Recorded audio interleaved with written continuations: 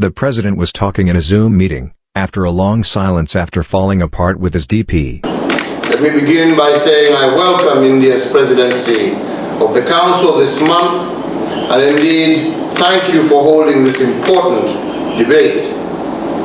I also want to thank Ms. Maria Viotti and Ms. Gadawali for their briefings earlier. Your Excellency, we must value a resource in order to protect it. The maritime domain and the related blue economy is one such precious resource.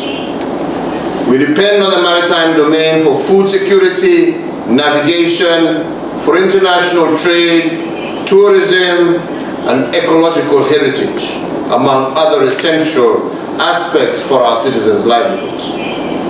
However, the maritime domain is inadvertently a field prone to insecurity that affects coastal nations and entire region stability.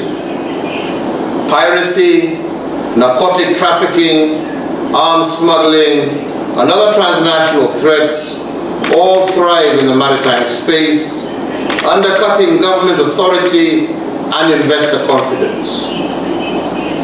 Your Excellency is cognizant of the development potential of the maritime domain. Kenya has and continues to champion environmentally friendly and sustainable exploitation of the blue economy. Indeed, it is in this context that in November of 2018, together with Canada and Japan, we hosted the first ever Global Sustainable Blue Economy Conference in Nairobi, attracting delegates from over 184 countries.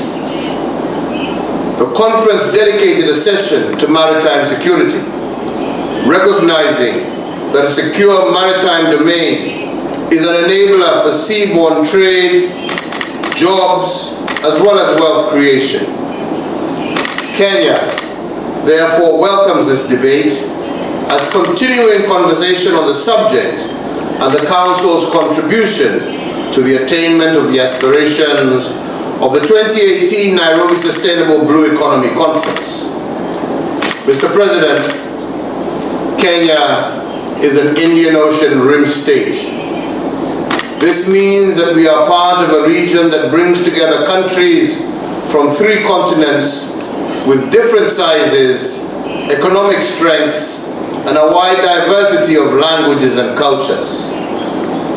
Today, when we look into the greater Indian Ocean rim, we see a vibrant grouping that has recorded and sustained the fastest economic growth in human history.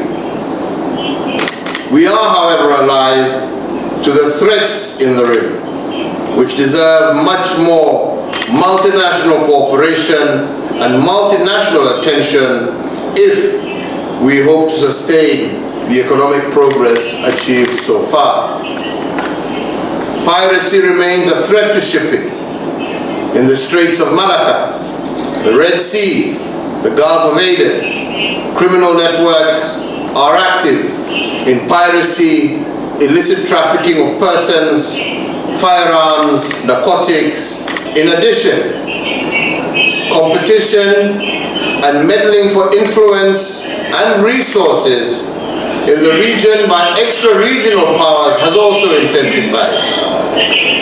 Unless addressed with nuance, this will continue undermining the security of the coastal states and the maritime domain, and indeed the livelihoods of millions of people. On this confluence of opportunity and threat, Mr. President, allow me to underscore the following action points that I recommend the Council and the international community to consider. The first is that we need better coordinated existing maritime security strategies and mediation mechanisms. This we can by strengthening the international legal regime and institutions at the forefront of addressing maritime security. Secondly, geopolitical rivalries that manifest in insecurity of the maritime domain must be limited. competition between established and rising powers leaves us all worse off. Instead, we need a strengthened emphasis on observing international law and resisting the lure of promoting proxy rivalries in pursuit of narrow interests. Third is our understanding that the threats to the maritime security, such as terrorism at sea, piracy and robbery at sea, are predominantly a factor of land-based instability, meaning that secure maritime routes and economic zones depend on helping develop more capable and legitimate states able to resolve domestic as well as regional challenges. And fourth, that international cooperation should prioritize equipping and training effective national coast guards, a priority contextualized regional and sub-regional approach, I believe, should be the way to go.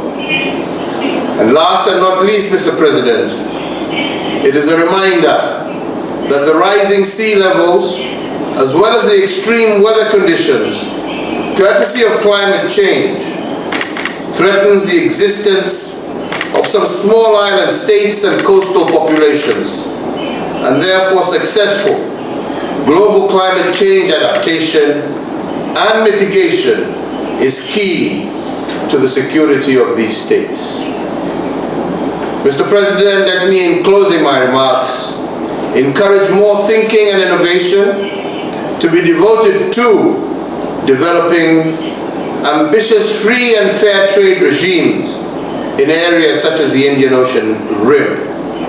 I am confident that this can deliver economic prosperity to a large proportion of the world's poorest and therefore greatly change the world for the better. I take this opportunity also to wish India every success in this month of your presidency, and I thank you all for your kind attention.